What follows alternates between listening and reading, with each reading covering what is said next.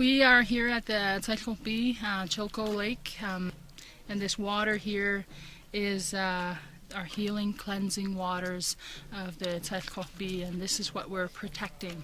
This is why our war leaders have fought and died for our people, to protect these waters, the waters of Tasiko, as well as all of our waters, our lands, wild salmon, our wild plants, and our way of life. And that is why our elders have testified and proven to Canada, to all people, that we were here. And we should not have had to prove, but our elders stood up and honored our ancestors, our land, and our future generations.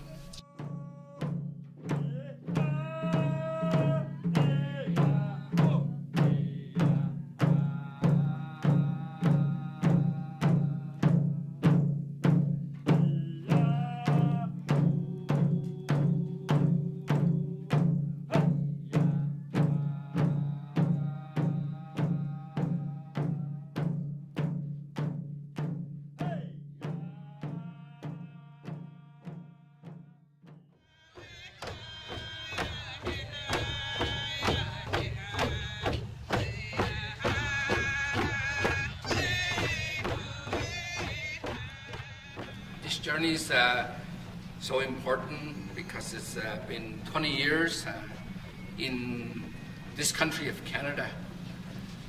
The Constitution talks about Aboriginal rights and title, and yet First Nations, Aboriginals across Canada are still struggling.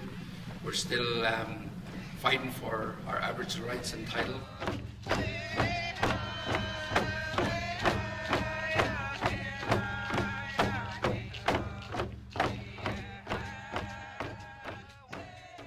When we look at this case and where it's headed, you know, the issue of Aboriginal title is starting to break down some of those legal fictions that have withstood the test of time far too long, we believe, and we're very honored because we do know that this case is a potential precedent for the entire nation.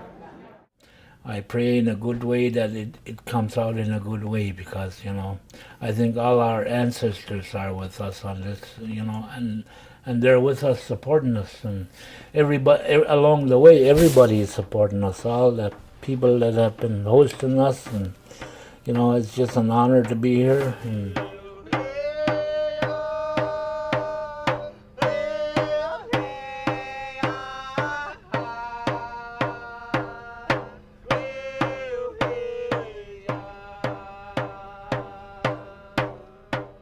yes, we need the land.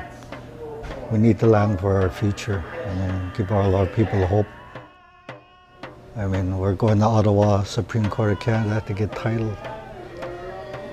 And I know with the previous one before this, they are introducing the postage stamping, but all I gotta say is no thanks. We already got that. We got reserves here and there all over our area, and it doesn't work for us. too much destruction is happening to our land, and we don't like what we see. So that's what we are doing here, you know, that fighting for our very existence and rights, and, you know, it's not just for us, it's for all the native people right from Canada, right across the world, I think, you know.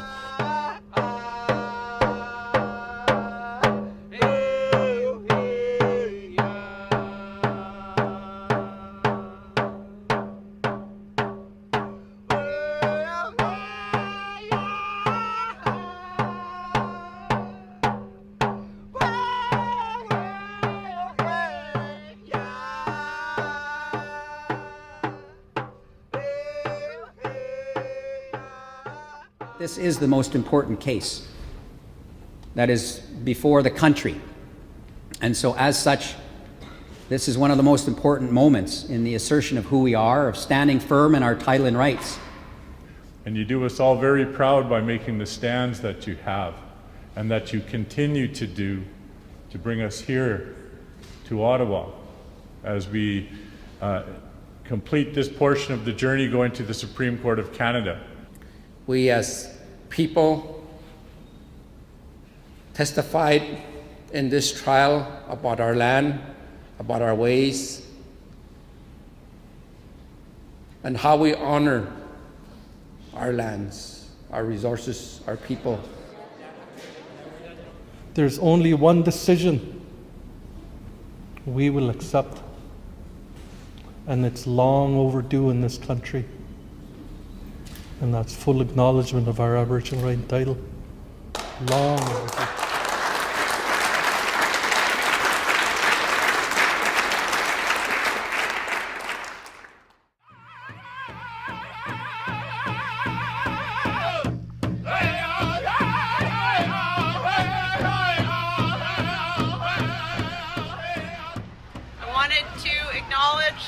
All of the elders that traveled from Chilcotin country in British Columbia to be here today. A journey that really symbolizes the journey that Aboriginal people have taken in the courts over the last 40 years, fighting for rights, and coming here today, Chief Roger, seeking the first declaration of Aboriginal title in this country.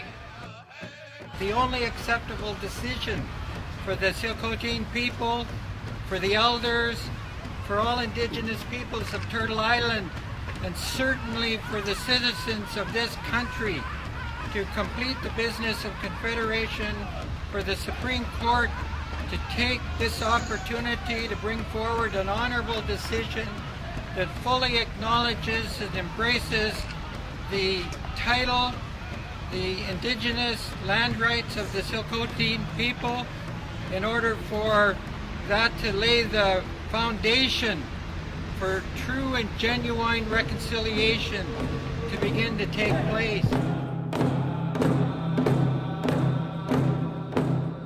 This litigation was provoked by forestry activity, provincial forestry activity, so it was a defensive action. That finding was made by the trial judge and the Court of Appeal.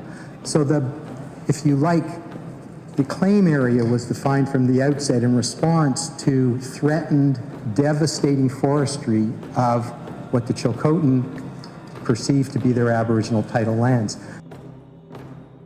It's all backwards. They need to start listening to our laws and the Chinsadilkan, like that's our law. How did the province gain control of the homelands of Indigenous peoples in British Columbia in the absence of treaty? To shift the colonial paradigm, to complete the unfinished business of Confederation, this court, we ask, acknowledge the centrality of land to the Chilcotin and declare Aboriginal title. It's an incredibly important case, not only in Canada, but from around the world. And I would say actually more broadly for the cause of human rights, because the situation of Indigenous peoples, the denial of their land rights, the suffering and the harm that causes is one of the most crucial human rights issues of our time. And what the Chilcotin are doing here today are advancing a standard that everybody should stand behind. HGG submits that the only practical compromise is to construct a new paradigm based on the promotion and protection of human rights by integrating the framework of international law into the domestic Aboriginal rights law to provide a way forward to achieving reconciliation through more effective processes. It's very exciting and heartening to see the Chilcotin people finally get their day in court, for the elders to be there and for their voices to be heard. We're very hopeful the Supreme Court of Canada will take into account all of the evidence that those elders gave, all of those years of trial, and affirm what the trial judge did several years ago and finally declare Aboriginal title to this core of ilhqot'in and Chilcotin land, setting a precedent for Canada and hopefully setting a new way forward for First Nations and Crown relations for all Canadians into the future.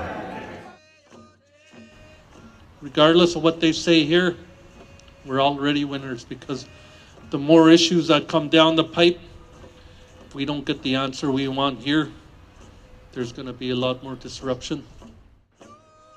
No matter what, we always will own this land. That we don't own it for ourselves, but it's given to us by our Creator, only for us to borrow to pass on to the next generation.